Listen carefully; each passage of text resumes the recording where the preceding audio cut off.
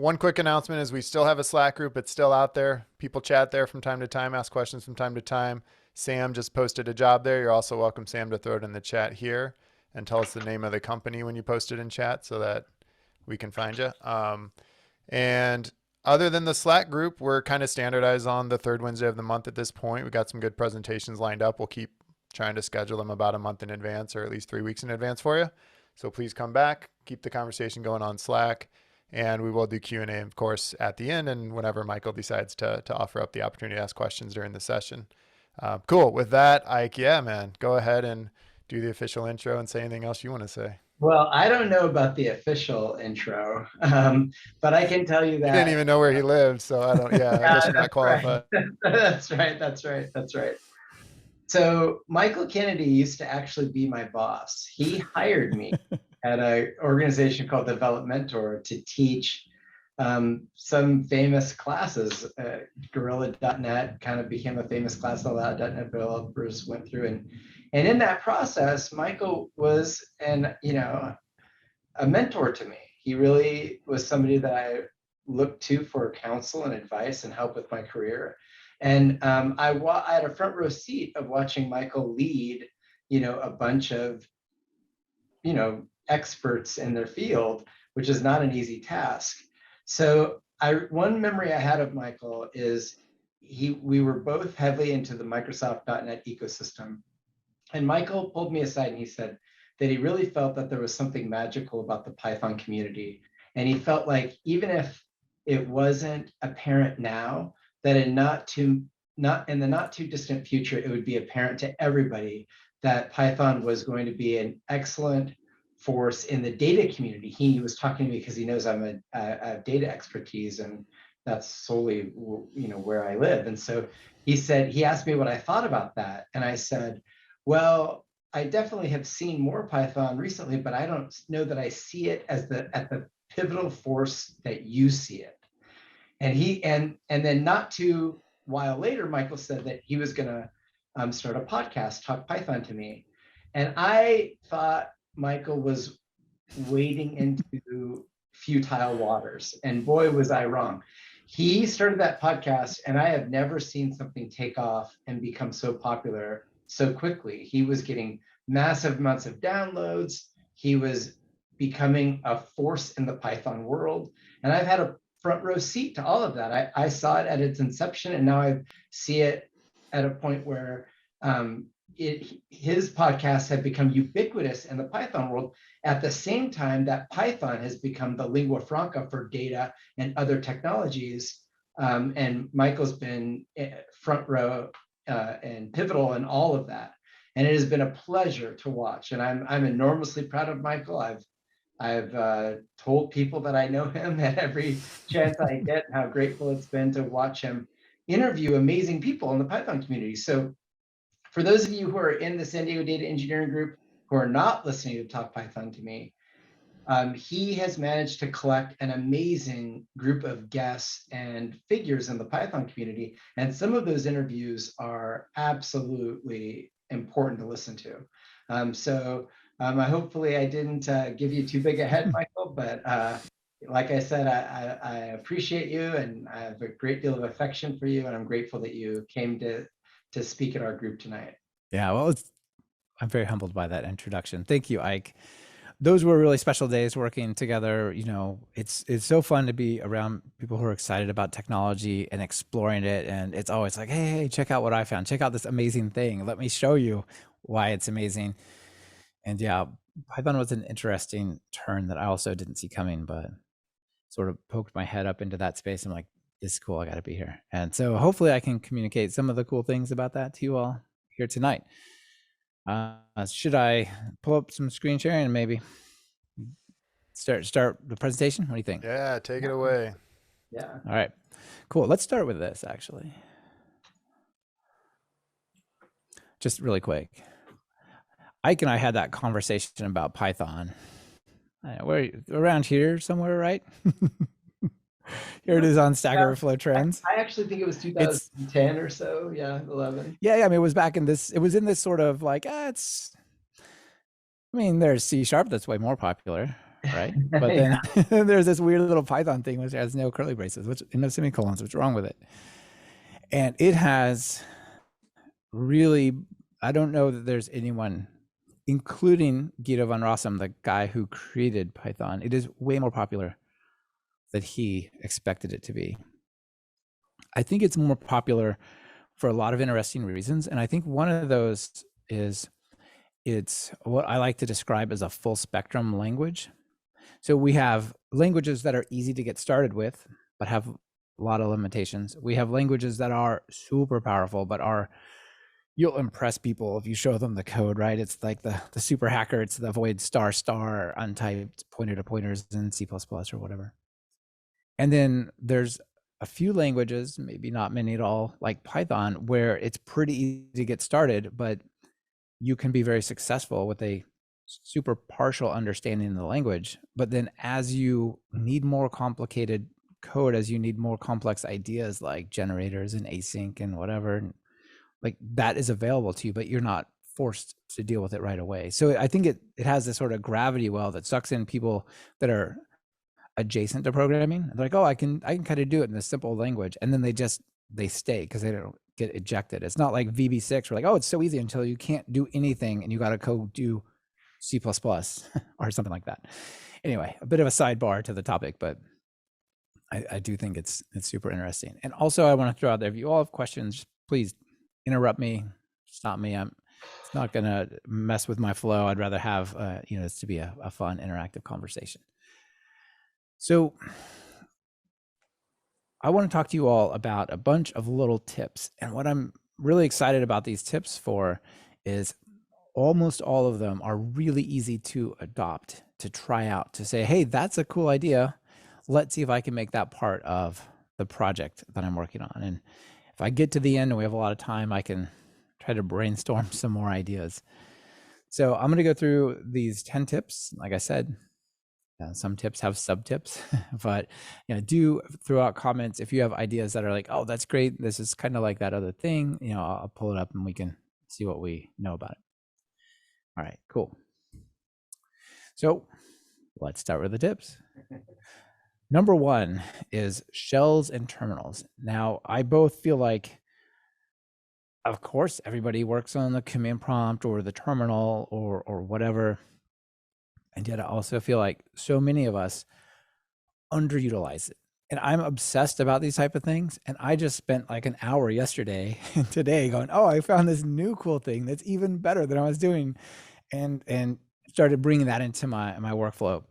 So ironically, I don't know how you all feel about it. I think it's pretty ironic that we seem to be doing more stuff in the terminal and the command prompt, and what looks like, I don't know, you look at it, it looks like something from 1980, right? Like it's Xterm. It has a little bit of color right there, but other than that, it's kind of like that. So I think it's pretty interesting that so much of the power of what we do these days lives in this simplified world, and yet it's not all that simple. There's a lot of cool stuff going on. There's a lot of cool user interfaces in the terminal as well. Maybe I'll make that like an end point of this section. For example, rich and textual, which there's even a startup for a text-based user interface company, which is pretty awesome. Okay, so shells, terminals, command prompts, depending on the operating system you're on, they're synonyms. So if you're on Mac OS and you open up your terminal to do programmer things and it looks like this is how it looks straight out of the box, that's not great. You want to think about like how can I make this so much better?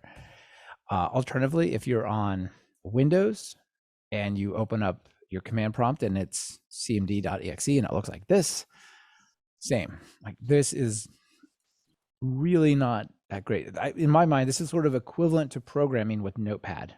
Not even Notepad++, just like straight up Notepad. You're like, yeah, you technically can put in code into a file, and if you're real lucky, you'll get it to do something. But there's a lot of benefits you can get. So let's talk about some.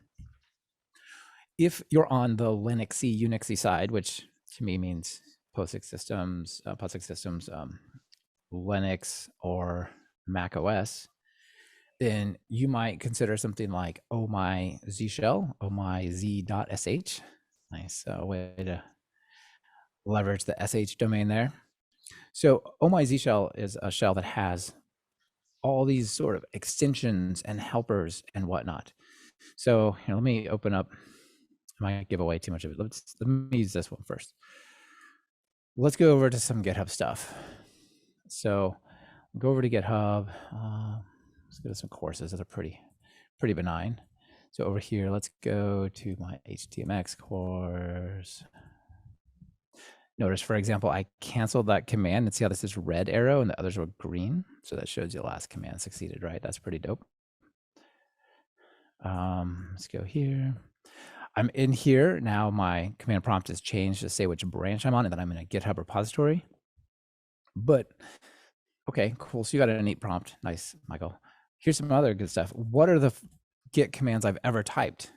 If I type Git and I just up arrow, it starts showing me all the stuff that only starts with that pattern that I had typed.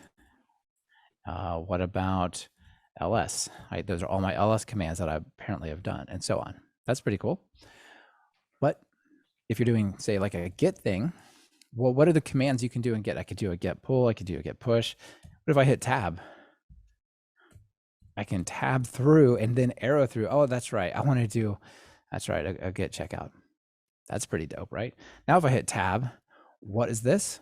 Those are my actual branches on this actual GitHub project, right? So I don't even have to remember what my branches are or whether they're on the origin or whether they're local, right? I could arrow through all this stuff. So if you're on some kind of POSIX system, then this is just super neat stuff. It doesn't have to be oh my z shell. There are other things. There's oh my posh. There's Starship. There's a bunch of options, but you know, if what you're looking at to do your work on the terminal, it looks like this, and you hear people say, "Oh, I love working on the terminal," you're like, "I hate it. Why do people like this?" They probably like it because they have cool tools like this. Okay. All right. Speaking of that, which oh my z shell is not fantastically useful on Windows. So you want to check out something like oh my posh. And if you're on Windows, by the way, you should absolutely be using the new Windows terminal. It is night and day better than command prompt, CMD. So, and plus you don't have to do this weird thing that I'm doing right now, but trying to talk about terminal, command prompt, terminal, like they're called terminal on both places. So that's good. Over here is my Windows machine, which I'm remote desktoped into from my Mac. And you can see over here, check this out. Normally my resolution is large, so I gotta make this like a reasonable size. But look how cool this looks, right? I can come over here and I can do an Azure Cloud Shell. I can do my PowerShell developer stuff. I could add in more things. But over here, I've got oh my posh installed and the new PowerShell 7 or whatever. And this thing's pretty excellent. I can do like an ls. And it shows me stuff like that command took 42 milliseconds to run, and I'm in my home directory. Well, let's go over to the desktop, and I have a Git project over there. It's a new course that we're working on. And now check it out. It shows you where you are, which branch you're on, how long that took, and so on. And if you're into Python, as many of us are, do I have one here? No, not yet, but let's go ahead and make one. Let's go out for a second, actually. I can make a virtual environment running python-m v, and then I can eventually, once it's created, I can activate it, and you get cool things like which Python version you're in and so on. So a lot of cool stuff. This is the Windows equivalent over here, and on my Mac back here, this was the built-in terminal, but I can do the oh my posh stuff plus the oh my z shell if I run iterm over here, which is fun. So that's pretty cool. Anyway, if the first tip is go do some exploration around your command line interface experience, okay? Because there's a lot of cool things. In fact, there's still a few more. Notable additions that sort of plug into this is this thing called PLS. So PLS is like a prettier LS, and there have been replacements for PLS in other locations and other scenarios, but PLS is sort of unique because it's developer focused, also built with Python, by the way, but not that that's super important. So PLS is this thing that gives you a slightly better view. So like over here, I can say LS and it looks like this, or I can say PLS and I get, well, it goes top to bottom. That's not important, but notice how it has a little icon for JS and this. So if I go to say my desktop and I go, oh wait, let's go into this code thing. This has got some GitHub stuff in here. So CLS, too much time on Windows. So check this out. You got your cool prompt, what has changed, one file has been edited, how long it took. But now if you do PLS, notice we get the files there. And let's do touch.git ignore, and let's make a virtual environment and wait just a second. And let's activate our virtual environment and now do a PLS and check this out. See the Git, this might be a little bit hard. I'll try to zoom. I don't know if this will actually zoom on. Yeah, we can see it. Yeah, okay. So you got your little Git icon. Notice if there was another directory here, notice that it's much brighter because the virtual environment is supposed to be like, it's in the Git ignore, so it's kind of hidden. So there's just all these super cool things that we can do with these extensions. So this is PLS plus oh my Z shell plus oh my posh, all in the same thing. It's like a little bit of inception. One final thing, you can look at this other view and it'll show you things like, notice this has a question mark because it's not tracked or staged in Git. These files are just modified, but let's go file one, whatever, doesn't matter. I'll just make some quick change to it. And do that again. Whoops, do that again. And notice it even shows the Git status in your file listing. So really, really dope stuff here. Now, I told you that it was awesome. I could type Git and go back to my Git history. That's pretty cool. But what if you could have the shell use AI, like fuzzy AI logic and a bunch of signals to help you figure out what command you want to run next? So there's this thing called McFly. Now, unfortunately, McFly is Mac and Linux only. So if you're on Windows, I'm sorry, I want it on Windows too, but I can't get it. So McFly, normally if you type Control-R, it gives you this sort of fairly primitive reverse search type thing that you can get to search backward through your history. But now if I hit it, check out what I get. These are the different things that I might want to run now because I run them often. I have this script that I run to download some analytics to process through this thing called Go Access. Let's Go Access. It's pretty awesome. So it's called rebuild. So if I just type rebuild, these are all the commands, and that's the one that I usually want to run. So I could go and run that. It'll hammer on the network. I don't want to do that while I'm here, but it'll copy a bunch of like web logs off of a bunch of servers and stuff, and then analyze them locally. But check it out. You get like kind of a almost Emacs like view up there, and then you can like, what if I've run a command where I said echo password user, right? Something like that. And I'm like, oh no, I have the username and password in my history. So you can go down here and just hit, if I flip this over, I think I can press F2. And then boom, now it's out of my history. So if I go back and I go up, still that one, but you can make it, maybe I didn't totally commit it, but you can basically edit your history and remove things out of your history that are problematic. So hopefully that's inspired you to do some neat stuff with your shell. Any questions or comments? I think that's the last, before we do, but get your questions ready. Remember the nerd fonts. So when I showed this to somebody, and I show them this, they're like, okay, this colorful thing, I don't understand how this is happening because those are just fonts. How do you get the arrow that goes yellow to purple? Like, what in the world is this? So those are nerd fonts. I don't know if you all have played with nerd fonts. Nerd fonts are dope. So nerd fonts are really cool. It takes a whole bunch of different fonts, and if you go to the download, that's where the action is. And it just has all these different fonts here that you can download and install. And what's cool about them is, let's just preview this one.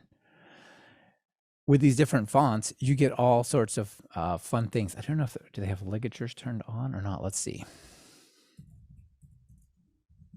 They do.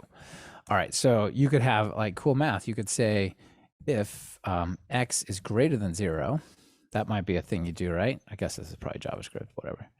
Or it could be greater than or equal to 0. Oh, it doesn't show it here. So a lot of the nerd fonts, even if this doesn't show it, have what are called ligatures, where they'll actually replace that with like a greater than and then like a double bar on the bottom. Yeah, I don't know this tool that well, but anyway, they're really good, and they are what enable these types of UIs here. So plus they're just great for programming in general. All right, now if you got questions about this one topic before I move on. I think it's crazy that you're on this machine that's famous for its graphical interface and you're revolutionizing the command prompt. I know. I mean, I'm blown away by this. It's really bizarre. It is amazing. I can see why. I mean, it's just so captivating. So can I ask a question? So are you on a MacBook Pro right now? I'm on a Mac Mini M1. Mac Mini, okay. All right. And you do your primary development on a Mac? Yeah, on the Mac Mini. Yeah, okay. It's really good. Oh, good. So maybe I should try the Mac. I'm trying to navigate a COVID world where I don't travel as much, and maybe I fell out of love with the MacBook Pro. I did too. And here's the thing that's insane is I have like the MacBook Pro M1 Max, which is like a $3,500 MacBook Pro, and it's just sitting over there in the corner because this has a beautiful monitor and it's already hooked up and it's pretty close. You know, so I really love the desktop setup these days. Nice, me too. Yeah. Huh. Okay, thanks. I mean, if I were going shopping, I might wait until after WWDC in a couple weeks, hoping for like an announcement for a new refreshed M1. But yeah, it's great. I'll run Windows in a VM. I'll run a couple versions of Linux in a VM and some heavy duty apps, and it all still runs fine here, even though it only has 16 gigs of RAM. Yeah, so whether you're on, like, I always sort of thought, okay, this is pushing the limit here, but still, okay, the Mac terminal is pretty awesome, and the Linux one is mostly awesome. It's not as good, but whatever, it's close. And I always just, when I would go to Windows, especially when it looked like, no, not the Git CMD. Well, that's probably fine. I just wanted an old standard CMD. The .exe has that. There we go. I was like, oh, what am I doing here? This is so rough, right? Well, it's come a long ways, and you should definitely check out Windows Terminal. Oh my posh, the new, not the old. This is not the traditional PowerShell, but the new fancy one. Like, there's this janky looking one, and it says you should use the other one, and this is the other one. All right. So, all right. Well, that's my thoughts. Other people have other thoughts? We had a question in chat, and then anyone can share thoughts. If I have a formula in code, can it be rendered with latex or something? If you have a what? Sorry, ask me again. A formula. If I have a formula in code, can it be rendered with latex or something? Oh my gosh! I just saw. Let me show you one more thing and see maybe this. So if you look at this thing, I talked about Ike and I were riffing on this weirdness of the renewed interface. And so Rich, let's just make this our parting thought here. Rich is a project by Will McGugan. Will's pretty awesome. He's super, super active in the Python space. So this is a a replacement for print. Okay, so whatever. But it's a replacement for print with almost as many stars as Django or Flask. That's also weird. Then you look down here and you see what's going on. And look what this thing can do. It can do like pictures. It can do different colors. It can do like centered text, left, right, formatted, justified. It can do tables with and without borders. It can do formatted markdown. I don't know if this will take LaTeX and render it, but it might. So this is for building terminal-based experiences. And by the way, probably a lot of you are down with Jupyter. So it has, well, that's just a link, whatever. But it has built in, like, it'll do this inside of Jupyter Notebook cells as well, which is pretty cool. And then it has a bunch of other things that are neat, like it'll replace print to do a lot nicer prints if you're interacting stuff. It'll do better logging, or you can just like sort of say, tell me what's up with this object list, and it'll print out this, which is pretty cool. Go back. But the other thing is they're also working on this thing called textual, which is built upon rich. And if you look, many things were based upon rich these days. But textual is like a docking UI layout for rich. So this is actually the project that I was talking about, where they've got VC funding for this whole sort of TUI, terminal user interface or text user interface stuff. So all pretty fun. All right, other things to talk about on this one before we move on? This one is a fun one, by the way. It's just so you can just keep going. It's like turtles all the way down. It's nerd fonts all the way to the bottom.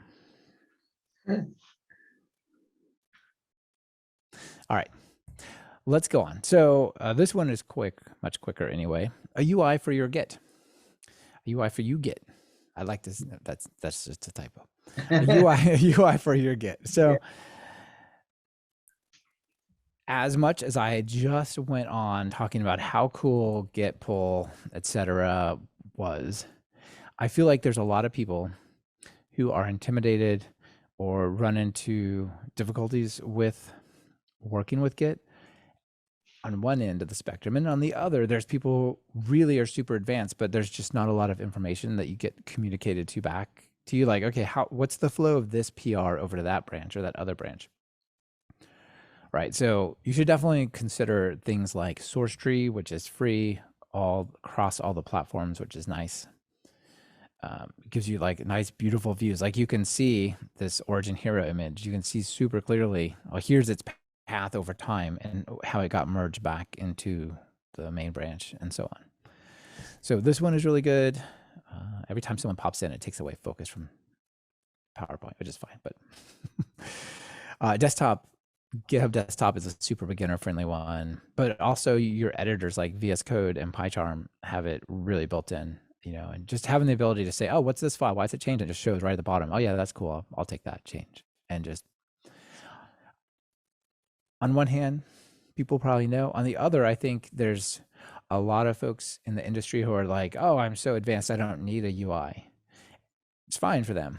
But then they tell people who are new, who are like, oh, Git seems so hard and I struggle with it a lot. Yeah, well, you shouldn't have a UI. Okay, I know I shouldn't have a UI. Like maybe you should have a UI. Maybe it's fine, right? And so I just want to encourage people to explore these ideas. You don't have to use them if you don't want, but I do think there's just massive value in that. All right, sticking with Git for a minute. And a lot of tooling has some go ahead. Git integration. Like there's a lot of tooling UI for products that have Git integration, and VS Code has it. And so there are ways to use Git that isn't so just intimidating or whatever. Yeah. Right. Yeah. Yeah. And by the way, let's see if I can find it. Git. Is it config? How do you do it? Yeah, check this out. Here's like a couple local Git commands that I ran today. So for example, I have this thing called Beyond Compare that I use for comparing, because sometimes I want to feel like I'm in 1990 with MFC as my user interface. But no, it's actually really good for compares, even though it looks janky and old. But if you want to, you can just run this command: git config -- global diff tools bc3 or merge tools bc3, and boom. Now, even if you're on the command prompt, if you run into some kind of merge thing you got to do, you're back into some kind of nice UI. So embrace the UIs. And that doesn't mean you shouldn't know how to do stuff on the command prompt or terminal, but that just because you could know how, just because you need to know how it just works, doesn't mean you always should, right? Just because you could work on your car doesn't mean you should always spend your time working on your car, for example. All right. One more GitHub thing. This is super fun. How often, let's go to my GitHub profile. And let's just go to like literally my profile. There I am. So I've got a lot of repositories. That's San Diego? Is that picture in San Diego? That picture is in Crescent City, California. I went down to speak at Pi Bay in San Francisco, which was a outdoor food cart conference during COVID. Never mind. I don't care. No, just kidding. But it was on the beach in California. So over here, you're in your repositories, and now some of these are like, I'm working on this one right now, and I'm working on this one that I created today.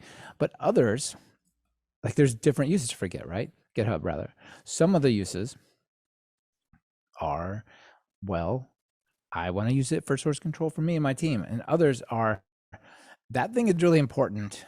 I want to contribute to it, or that thing is really important. I depend on it. And if it goes away, it's going to be a big problem. So let me fork it just in case, right?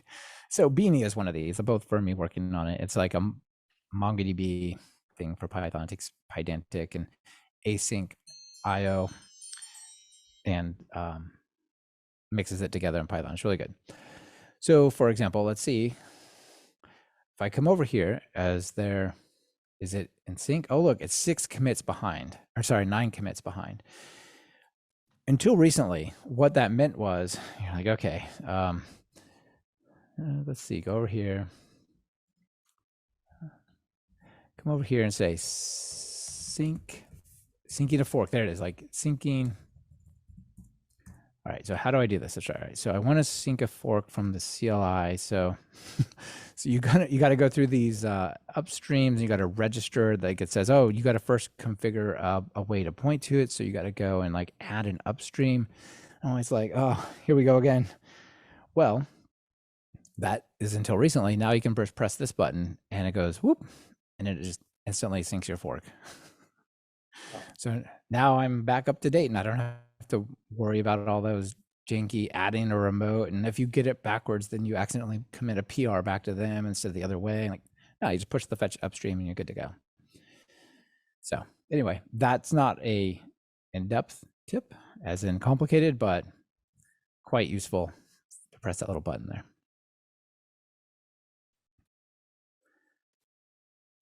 Okay. The world is your file system, especially for you all folks in the data engineering, data science, and there's data space. It's not just CSV files on your hard drive. It's not just JSON files, and it's not just stuff in your SQL Server or your MongoDB. There's stuff everywhere, right? And you want to get to it. So let me tell you about a couple of Python, one Python library, and one I think it may be built in Python, maybe not, but it's useful anyway. One is called FS Spec, File System Interfaces for Python. So in Python, we write code like this. We say with open file.txt, oops, you quote it off right, and you say R for mode, and encoding equals UTF-8 or whatever, right? You say as fin, and then you fin.read or whatever. It's going to crash, right? There's no such file, right? But this is how we write code to access data that might be a CSV. It could be a binary thing. It could be some well-known format. So this FS spec thing, not Kerchunk, that's related, by the way, but not FS spec. Go get it, DuckDuckGo.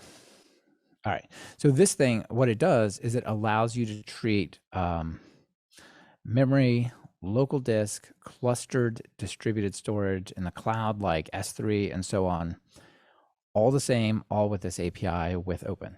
So you can say with open SFTP / with open S3 bucket thing with these credentials, with open all of those things. So there's a bunch of neat ways to access. And like nickname it so that you can get to it again quickly. I think it's, you would think of it as like a connection string, basically. Okay. And so instead of having a file path, you'd have that. So yeah, theoretically. And it's built a lot of libraries and such that you may already know about that are popular in the space, like DVC, Kdro, Pandas, Intake, and Dask. They all use this kind of stuff to like work with data in different places. And it's supported by Pyro and Pedal and so on. So I was looking for, what's really interesting is like the sole purpose of this thing is to read from different places. It's super hard to actually find in the documentation, oh, here's a list. But, as you were, like, let's see, with path, blah, blah, blah. This one's just a file system, so it's not impressive. Apparently supports transactions too, which is pretty cool. But here, for example, fsspec open. So you say fsspec open instead of just built-in open. So dask : go have dask, go read from this up S3 bucket. Apparently this is not requiring authentication. Or I would like to open this zip file and get all the CSV files out of it and do other stuff, or, maybe a Google Cloud storage, right?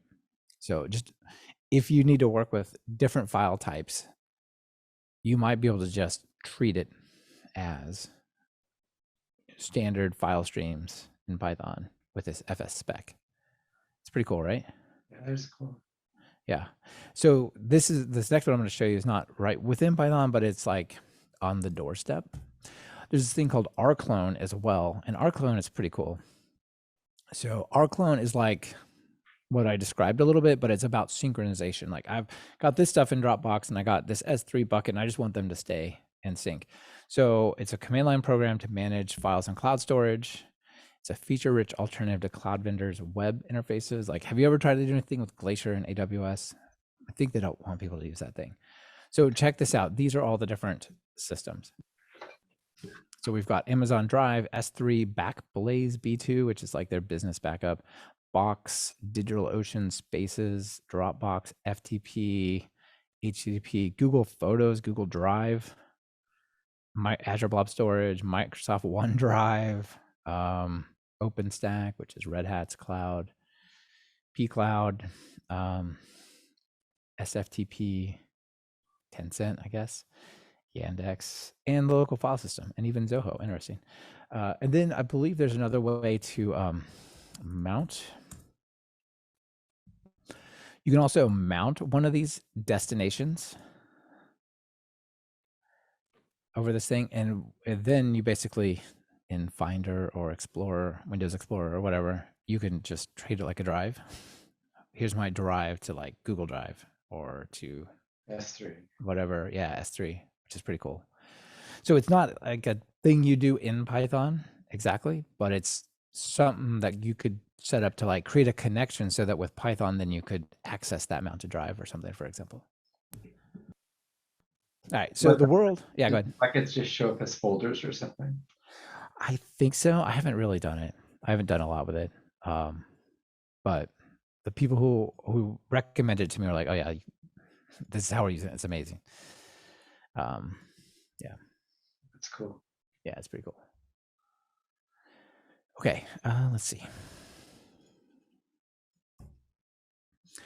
Here's one that I think will be near and dear to your heart. You might even have great expectations for it. Have you all heard about great expectations? I think we've had them speak. Have we had them speak here? Yeah, we had them jump in and share. Oh, fantastic. So yeah, so down with pipeline debt, the philosophy of pipeline testing.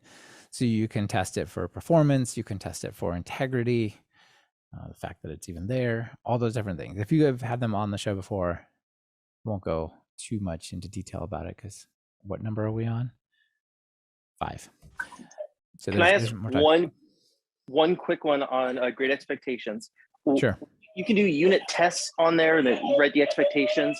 What's the advantage of doing that versus just like a unit test in SQL, unit test in DBT? What makes them great? Well, to be fair, I haven't done a ton with them, but my understanding is you basically set up different data sources, and it will make sure. One of the differences, I believe, is that it does it also in production, not just in a CI/CD situation. So like with a PyTest or unit test or whatever, that happens when you run it, right? But I believe you can set up good expectations to like continuously verify data.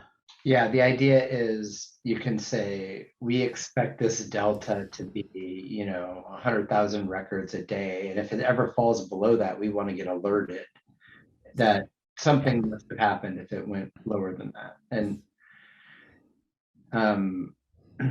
you can be kind of specific about the shape of the data that you expect to see too. So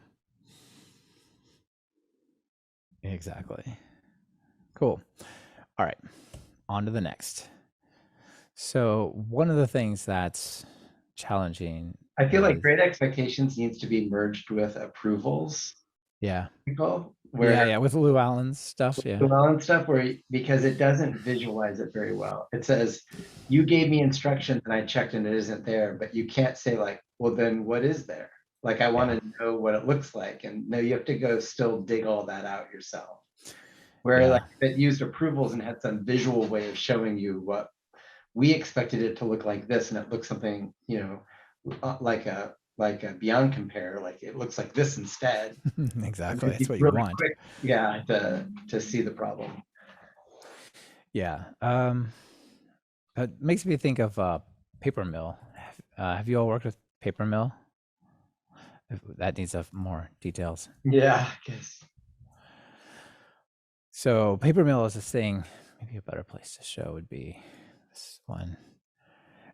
Is a way to take these notebooks that we all probably know and work with sometimes, and turn them into basically functions. Like there's inputs to the notebook and their outputs. And Netflix is using Papermill for like their in production stuff. And when something fails, like the notebook has all the outputs and the inputs and the state of what it got. It is like frozen in time with all of its fail data, and they can open up the notebook and look at it, which is also, it's not great expectations, but it's like kind of in that realm where like the error case is this notebook that you can then open up, because they cache their output of what happened whenever it was last run and so on.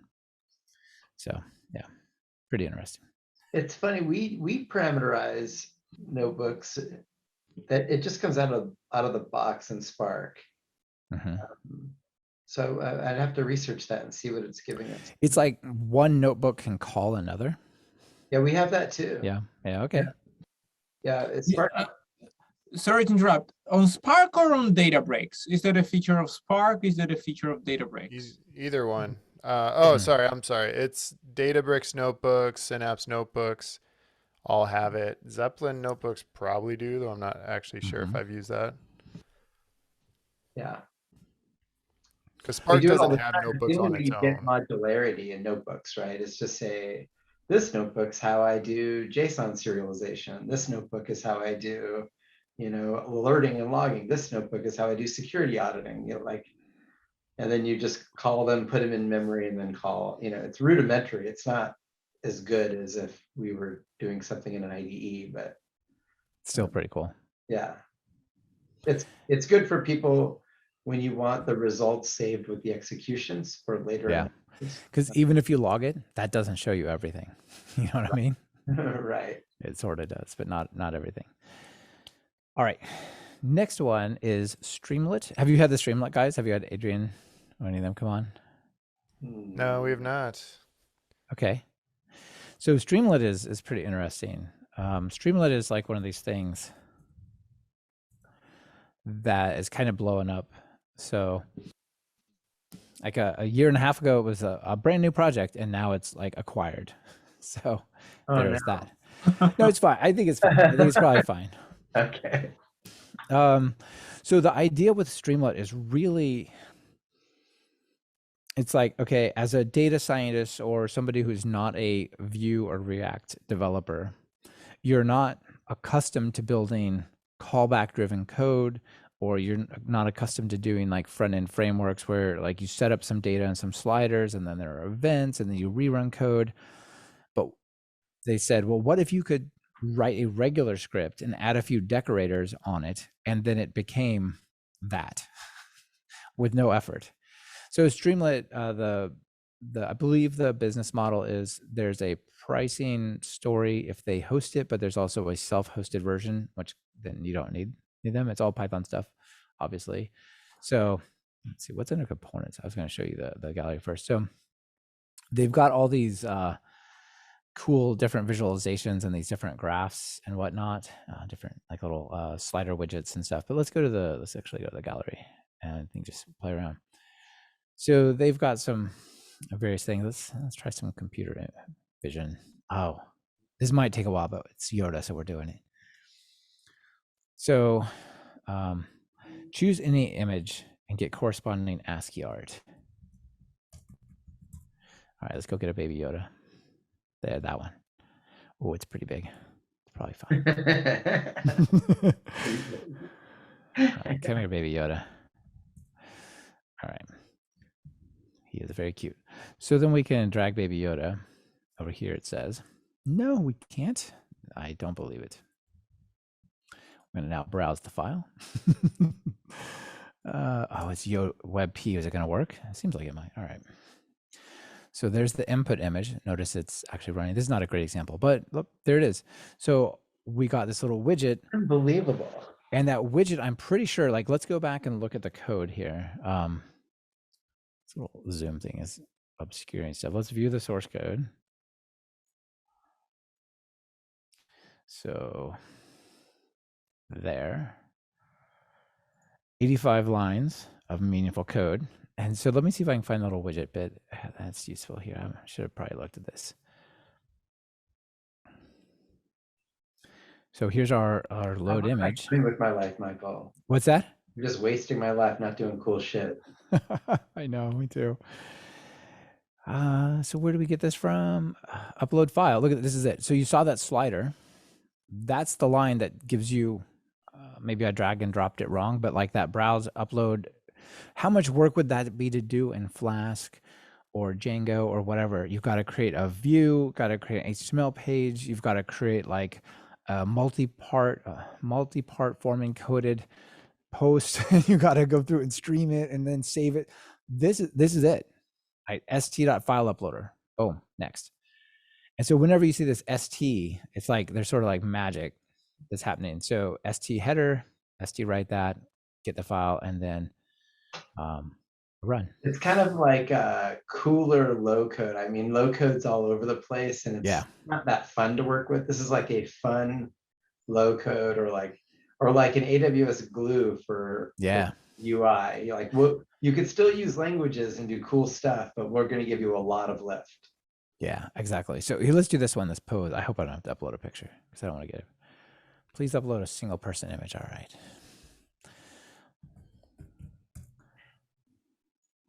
There we go. Yeah. Yeah. I knew this is for you, Ike. All right. So where did we upload them? No. Please upload a single person image. All right. Where do I upload them to? Okay. Upload. Oh, so I could have selected a demo image. No, we're doing Ike's. I guess UX still matters, even if the tool's helping you build your. Exactly. All right, so there it goes. And notice it's running up here. And it's predicting some key points. It's done its little thing. There's the final pose. I don't actually know what this one's doing. But let's go over here and say, oh, I want to do a demo image. Did I grab it? Let's do that one. Magic time. So notice I'm selecting different stuff over here. I'm pressing these buttons. Look, oh yeah, that's a better one. I got that person there. If you go and look at the code for this thing, the source code, those interactions are super weird. They're so counterintuitive, and I don't know what the right thing to open to see it happening here. Let's see. Is this a low code repository? Because it doesn't seem so low. No, it's not low code. What it is it's, I don't know how to create interactive user interfaces, but I can write a script like nobody's business.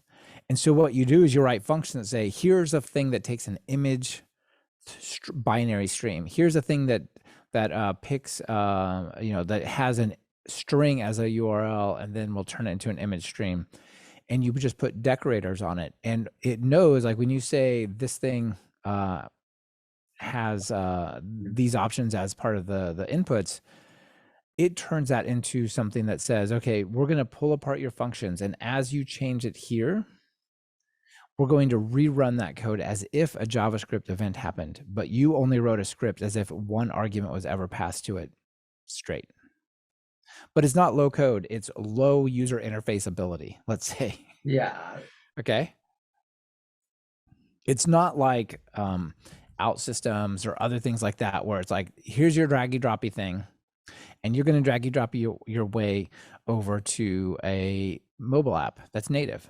This thing is actually super cool, but it does have one problem. How do you pull up pricing? There it is. I thought you were going to say it was also acquired by Snowflake. No. It starts at $15,000 a month.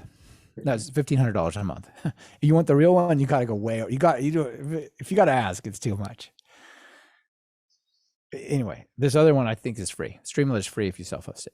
So don't think of it as low code. Think of it as like, I can't build web apps, and I don't want to build multi-part form encoding upload event view methods. I just want to write my script that takes an image and then does the thing, and I want that on the web. That's more the way you should think of it. Let's see one more that's like a little more interactive here. I don't want to do COVID. I'm kind of sick of COVID, to be honest. Let's do this. Really? I'm over. All right, so let's pick. Oh, let's do this. Let's go from California. Incoming, and we can build a migration map. So look, so here we have, these are the plate. Look at this. You can zoom in. I mean, Washington, inflow, etc. I don't actually know what these, like, here's your numbers and whatnot. Let's do it for Portland. Look at that, auto select. Portland is not a state. Thank you. Oregon, build migration map. So these are the people from California and San Francisco. What is that? Colorado? Yeah, that sounds about right. My neighbors are from several of those places that just moved here. But look at, like, wouldn't you like to have this built? And if you go look at the code, I'll bet you it is super simple once I get back to the right place. If they have view the source code, please have a simple thing to show us.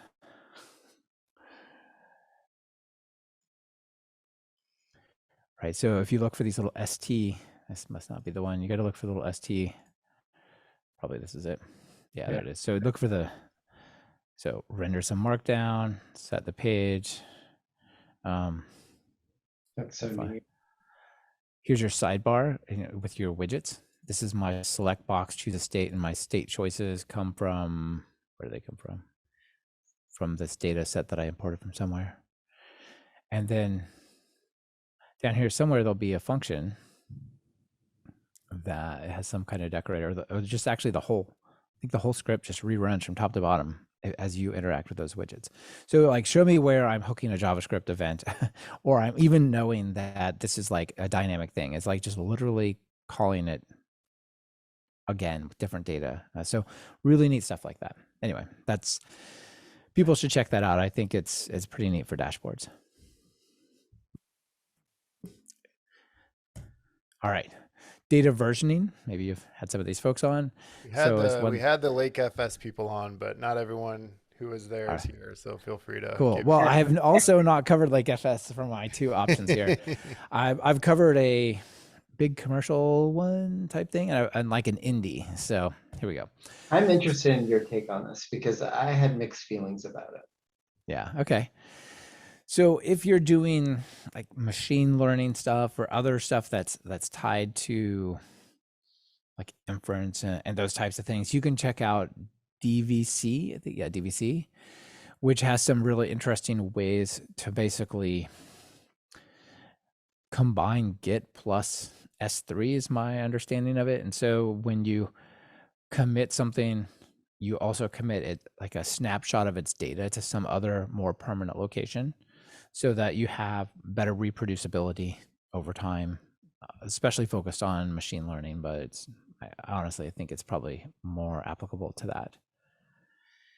And it's just one of those things that's part of this whole reproducible science, but also just data science, right? Like last month you told me we should buy this other company.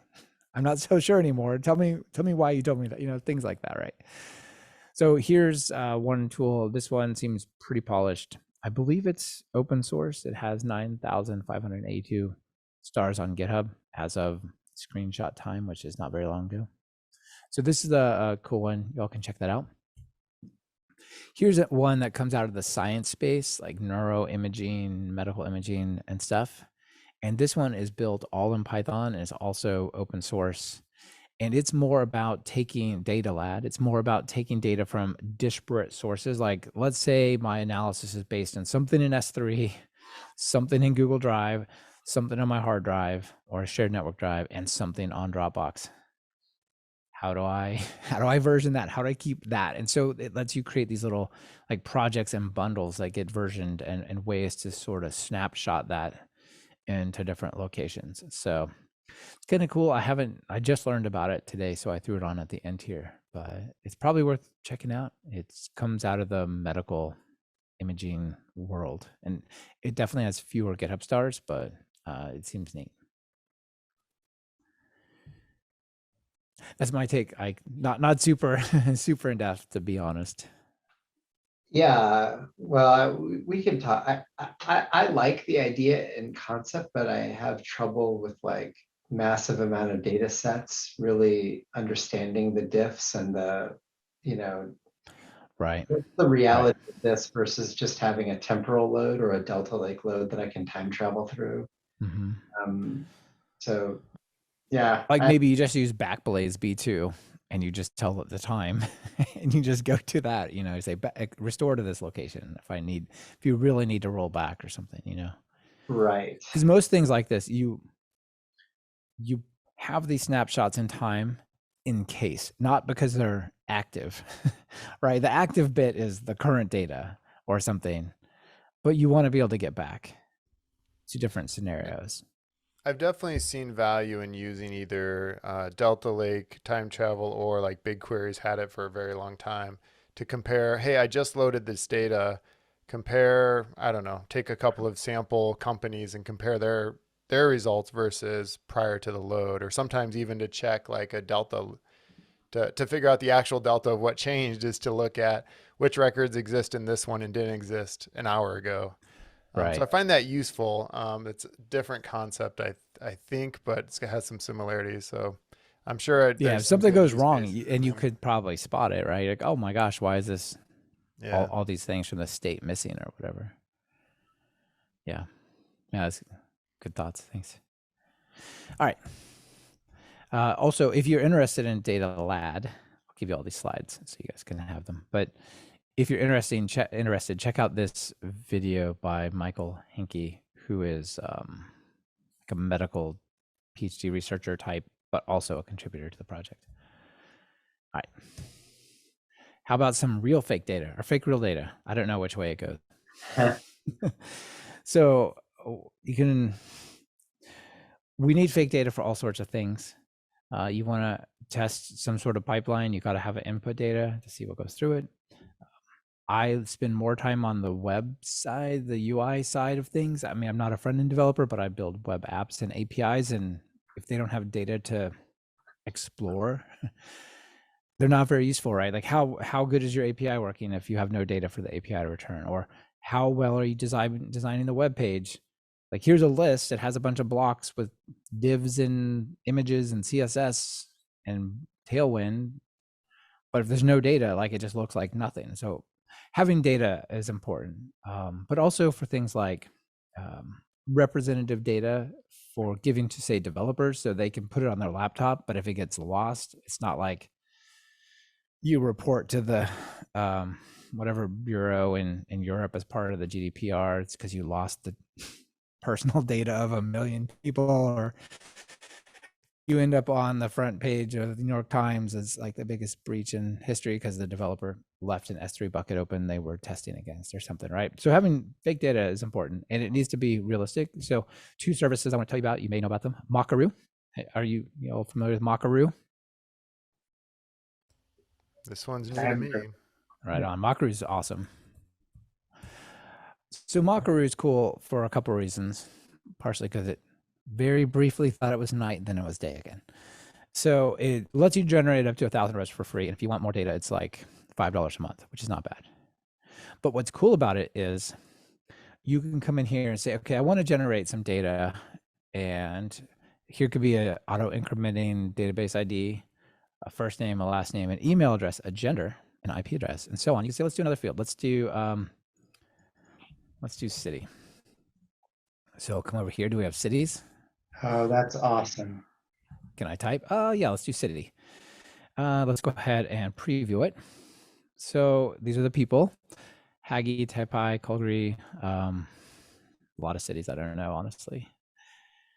There's one, I think. Anyway, these are presumably real cities that are out there. And this stuff looks legit: female, male, female, non-binary, by the way. If that's what you wanted, you can choose it either way. Different email addresses and so on. You can get it as download the data to ask how I want it. Nope. I should have checked something else first. But you can get the data in JSON, CSV, tab delimited, SQL insert statements, Firebase, Cassandra, Influx, Excel, XML. If you want to DB unit XML. Oh yeah. That's got to be the most random set of options I've seen for exporting. Yeah. I know. The problem with random data is anchoring it so that it makes some kind of sense where, I want cities that actually have valid IP addresses, the relationship between those is very challenging. Right. The relationship between like the street address and the city and the state, right? Something like that. Right. Yeah. Let's see. Or getting are these male names? We chose male as the gender. Are these male names coming in? Yeah, sure. So it is it's somewhat limited in that gender, but you have stuff like gender like that, binary, or whatever Facebook has. Oh, that's interesting. That's interesting. But you can have other things that are, I think, more difficult. So for example, let's say I wanted make of a car, and so I could come down to car. I don't want this gender to put that everywhere. So I can go to car, and you have car VINs, or you can have health. I want a drug company name, or a drug name, or all these exact code, like an NHS number that'll pass an NHS number, validate a regular expression, or stuff out of nature, scientific names, or so somewhat limited. I mean, it's not perfect. Apparently you can also mock anything using a regular expression. But so this is pretty cool, right? So I use this a lot if I just need I need it to look like an email address. I need it to look like a name. I don't care that it makes sense that the city and the state are not the same. Like San Diego, Kansas, probably not real, but it's fine, right? Yeah. Then the next one I was going to tell you about. But the regex is really valuable because you could say our product numbers are only in this range of values. I need a whole bunch of product numbers. They start with 3 characters and then they have 12 numbers in this range. Yeah, exactly. Apparently you can also deploy it as a Docker image to your own private cloud, otherwise known as a server. I don't know what the use case for that is. So these guys, I was playing Macaru, and then I saw this problem. Oh, this is interesting. So I sent them a message and told them I should sponsor Talk Python. So they did. So they were sponsors, but because I thought they were cool and I reached out to them. But check this out. This is maybe a little more down the road that you were looking for, Ike. So here's fake data that looks like and feels like and behaves like production. So the idea is that you give it access, it runs locally. You give it access to your production data, and it can do things like create synthesized data that looks like your data, or it can remove or fake out social security numbers, or create subsets or things like that. Yeah. So you basically teach it how to, like, here's my real data. Here's how I want you to fake out data with like foreign key relationships. So there's like relationships between the city and the state or whatever. I don't know, things like that, right? Now, so, can you run this one as a Docker image? Because this one makes me nervous immediately, though it sounds amazing. yeah, let's like cut off all the network access so it can't talk back. yeah, exactly. That's really I'm interesting. 100% with you. Yeah, it is interesting. So open source. This might just be open source things from them. So where does one see? They are already been hacked up here, right? So no, just kidding. Just kidding. But yeah, if you can pull it down and run it on your own, then that it's for super sure valuable, right? Yeah. They're not super clear. They're kind of like book a time with us. I think it's not super. There are a lot of companies that do this part, by the way, where they derive mock data from your production data. And yeah. This option looks like a great option, though. Yeah, I mean, it looks neat. I would certainly, is that Dustin talking? I think Dustin was highlighting some very important considerations here. So, yeah.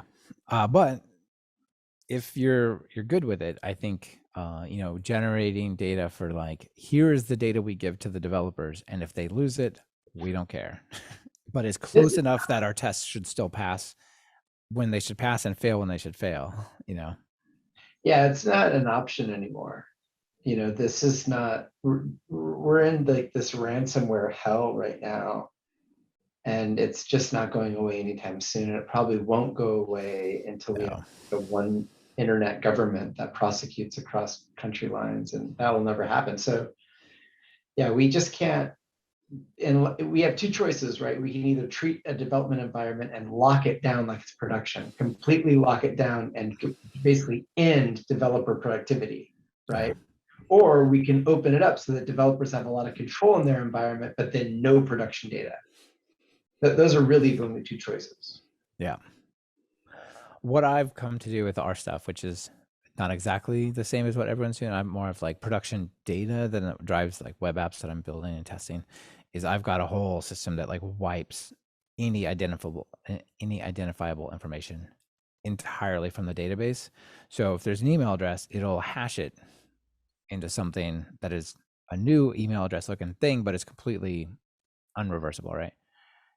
Yeah, when Dustin and I make data platforms and they want to put PII and PHI in them, we really ask for a very compelling use case why that PII and PHI has to be there, because we don't want the liability. So like we're doing a big project for a healthcare provider, and they ask for PII and PHI, and we're like, you really have to show us that you're going to make a lot of money by having somebody's health records with their name on it. But if you can't show us where the money is and you just want it for convenience, we're ripping it out. And so far we've won that fight. Yeah, it makes a lot of sense. The thing I've done is I've tried to keep the referential integrity of everything still there. So given a piece of personally identifiable information, like an email address or something, I have a script that I can run that'll generate the scrambled version. And then I can go and say login is that scrambled email address, and everything that person saw and did is still there. But unless you have the original, obviously it's a one-way hash, right? So you can't, it doesn't mean anything. You can't reverse it. I like it. So anyway, but that's none of this stuff. That's just what I've been doing. All right. Two options, Makaru, quick, easy, free, not quite that advanced. And then Tonic, more advanced questions should be answered about its how its privacy works. I suspect it runs locally, but I would think so. Yeah, I think so too. And you could run it in a container and cut off network access or limit access just to the database, right? Something like that. A quick time check. You're probably well aware, but about 15 minutes left here. Sure. We're down to number 9. So it occurred to me that a lot of the servers that I run, we have, just so you know, we have 8 servers powering TalkPython, Python Bytes, the course platforms, and like a huge bunch of like mobile app APIs and random other APIs. Like that conglomerate is 8 servers, right? And so when I logged in there, I used to log in and I'd be like, oh, okay, well, I'm going to have this virtual environment for my apps that I'm running there. That'll have the built-in standard Python that comes with Ubuntu or whatever it happens to be. And I almost like 99.9% of the time, my goal when I log in is to make a change to the app, which means changing the Python environment that is associated with that. And then one day it occurred to me, like, why do I keep CDing over to this directory and activating a virtual environment when I could just log in and as part of my ZSHRC, CSHRC, I could just source activating the one environment that really matters. Super easy, but if you've got servers and you've got like a primary Python environment that happens to be a virtual environment, which is a good idea because, for example, the base Ubuntu Python is like 3.8 or something, but on our servers we like build Python 3.10 from source to get certain versions and stuff, and that's the one that's activated when we log in, regardless of what app update did or Ubuntu released or whatever. So super easy to do. If it's something you had to do a lot before manually, it actually turns out to be ridiculously pleasing to not have to do it anymore, I guess is the way to put it. So there you go. That's number 9. All right, let's see. Number 10, dependencies. All of our projects and apps have libraries they depend upon. And there's both a blessing and a curse. We've seen a lot of supply chain either attacks or intentional sabotage. So maybe you guys heard about this Faker.js. Is that what it was? Gosh. The right to delete. Yeah, this guy. I sure hope they say his name. So Faker.js was this thing a bunch of people depended upon. And JavaScript's weird because they depend upon like libraries that have 3 lines of code in it, like, or 10 lines, like LPAD. What was the guy? So this guy, where was it? Yeah, obviously here's the XKCD, right? All these little projects that we depend upon. This one is, I believe, an indirect reference to OpenSSL, but it's kind of true all over the place. This guy is this Murak Squires. Is it Brooklyn? Not only did he decide to like turn his Faker.js into what was it, like a distributed denial service, not distributed, denial service. It just started like printing insane stuff instead of doing its job whenever you ran it. It turns out he was also recently arrested for making bombs in Queens around the same time, like a week later. So, when you depend upon these projects, do you know what you're dependent upon? More importantly, do you know what the transitive closure of your dependencies depend upon, right? This thing depends upon this thing, which depends upon that thing, which is maintained by a lunatic or something along those lines, right? Don't share that with any of my security guys and my customers, or I'll never get anything approved again. I mean, there's a lot of whitelisting and version pinning and stuff. So what I'm going to show you is actually some things to help a little bit. So what we do a lot of the time is we're like, you know what, cool. We can go to our desktop, which is fun, and we can make a dir for some tests, and we can go in the test, and we can create a virtual environment. My script creates it, updates pip, and then activates it. So Shazam, it's activated. And then we can say pip install, I don't know, Flask. Great. Well, apparently that means we're getting Jinja, It's Dangerous, Vexoig, markup safe, and probably some other stuff, right? So now we have this pip list. Let's let me try to get this to like an older version. Yes, it worked. So now we've got our Flask, which is out of date. Maybe our markup safe is also out of date. I don't know. But I could say pip install dash upgrade Flask. Okay, cool. Now we're fixing our Flask, right? Everything is good. So these dependencies, we get them super easy. Here's my example I wrote down was pyramid, same thing as Flask, basically. So if I want a dependency, I just pip install it, and magic happens. Maybe maintained by a lunatic, but let's not tell anyone. You should evaluate the quality of your dependencies and your building blocks. Right, but if it's already installed and you type this, it's not going to say it's installed and out of date. It just says, great, you have it already. No worries, I took care of it. So you can do this upgrade thing I just did. That'll get you your latest. Cool. But what about it's dangerous, Vexoig, markup, safe, or whatever that one was? Like, there's no checking of the thing that got installed because I installed Flask. Pip won't go and see if it needs an upgrade too. It's just like, well, you're getting the upgrade what you asked for. What if those things, like it's dangerous, has a virus or a vulnerability or is just broken, right? This is not going to address it. What if there's a security issue that needs attention right away? Like we just discovered that if you're running Flask on port 80, you're entirely open to the internet. You might want to upgrade to version 2.3 or whatever, right? How do you know that? If you just install pip install Flask, you don't know because that doesn't express any information about what's running. So if you pin your version, GitHub will give you a security update if there's a huge problem. It'll say you get an email, you'll get a PR, or you can press a button to get a PR and get it fixed. But that's fine. But what about just run-of-the-mill updates? Those don't get fixed. The relationship doesn't get fixed as well. So there's two projects that are pretty cool. One called pyup.io, which was originally a commercial project. And then there's this thing called Dependabot, but was then purchased by GitHub. It's now built into GitHub itself. So you can basically go and set up these alerts and say, I want you to look at my requirements file, my pyproject.toml or whatever, and say, if there's an update, I want to get a PR and have it run continuous integration and all those kinds of things. So I would automatically be notified, hey, there's an update for it's dangerous in addition to Flask. And then I get a PR in GitHub where I click, yes, please update this. And all it does is update the definition file, but you know, when you reinstall, it takes it. So definitely look into one of these if that vibe feels good to you.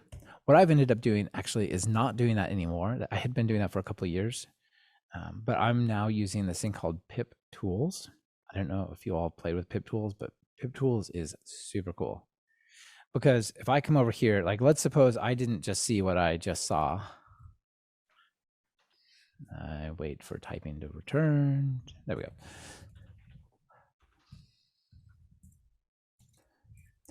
And I do a pip list. I'm like, oh, okay. Well, there's all these things. I have PEP 517. I don't know what that's about. I've got Jinja. That probably has to do with Flask. I have this thing called markup safe. Why is it here? Tomly. What is that? So I have all these things and I don't even know why they're there. All I wanted was Flask. I have this stuff. I got to now like deal with its versioning. I don't want that. So what's really cool is with pip tools, you can run this command, the pip compile, and you give it what's called a requirements in file. So this is like a primary dependencies, I guess. Like I know I'm building on top of GeoIP and HTML to text and MailChimp and PyMongo. These are the things that I directly know I want to type import PyMongo or import Mongo engine, and I'm going to work with it directly. So this is a dependency in my mind. Like I know this is what my project is about. But then there's a bunch of other junk that they get that I need to also version. So what you can do is you can use pip tools, this pip compile command. And if you get it back here, you give it this sort of top level dependencies file and you say, generate my latest version of my requirements file. And so apparently I have to have also AIO HTTP, this version, which is the latest, at least the latest that GeoIP will take, because I installed down here GeoIP. And I've got async timeout because of AIO HTTP, which I have because of Geo2 IP and so on. And you can rerun this and it will regenerate it with updates. So you put this into source control, you save it, you save them both. But then when this one gets regenerated, it will have upgrades, not just for your top level one, but all compatible upgrades for all of its dependencies, even the ones you don't specify here. So you get an explanation of why they're there and you get automatic updates. You don't get a reason why they're updated, but you do get the fact that there's some new version. You can go research it if it matters. So super cool. Definitely something that I end up using a lot. So worth checking out. What's left? That's it. There's nothing left. There's not even much time left. But thank you so much for your time. Check out the Talk Python to Me podcast, also the Python Bytes podcast. We've started live streaming them on YouTube, so you can even come and watch it live and be part of the show. We have about 40 courses and 220 hours of Python courses over Talk Python training. So check that out. And with that, that's it. If you guys have questions and stuff, I'm happy to take them. But So in the chat, I put a link to Michael's YouTube channel. He's got a lot of good content on YouTube. And then I added a link to his Twitter. thanks, so Mike. you can follow and subscribe him there. And then I have been in many of Michael's classes, and he is an excellent instructor. And so if you're looking for Python training, you can go to his site that he mentioned. It's worth every penny. Anytime you get a chance to learn from Michael, it's great. So Thanks, Ike. just to let you know, Michael, our attendees just constantly went up and down the entire time. So I think that's evidence that word got out and people were telling their friends to join. And look, people would Awesome. pretty much stayed heavy between 28 and 30 the entire time, and they were just coming and going. So you were very sticky today. Cool. Awesome. Well, thank you, everyone. I saw a bunch of nice comments in the chat, so thank you for that. I really appreciate it. And Ike and Dustin, thank you for the very warm welcome. Hopefully people can take these things and run with them. Ike, I will send you the slides for this. Cool. If you want to share it with people. Yep. Do you want them? Sure. Love it. All right. I'll find a way to get them to you. I don't have a PDF handy, but I'll make one. It's okay. All right. Awesome. Thank you so much, Mike. Thanks, everybody. Yeah, thanks so much, Michael. I think it's the most notes I've ever taken at our meetup. So kudos. Awesome. Now I'll see if I try it all. Yeah, all right. very Thank cool. you, Michael. Thank you, everyone, for joining. We'll catch everyone next month, and tune in to Talk Python to me to hear more, Michael. Right on. Bye, guys. Great to catch up.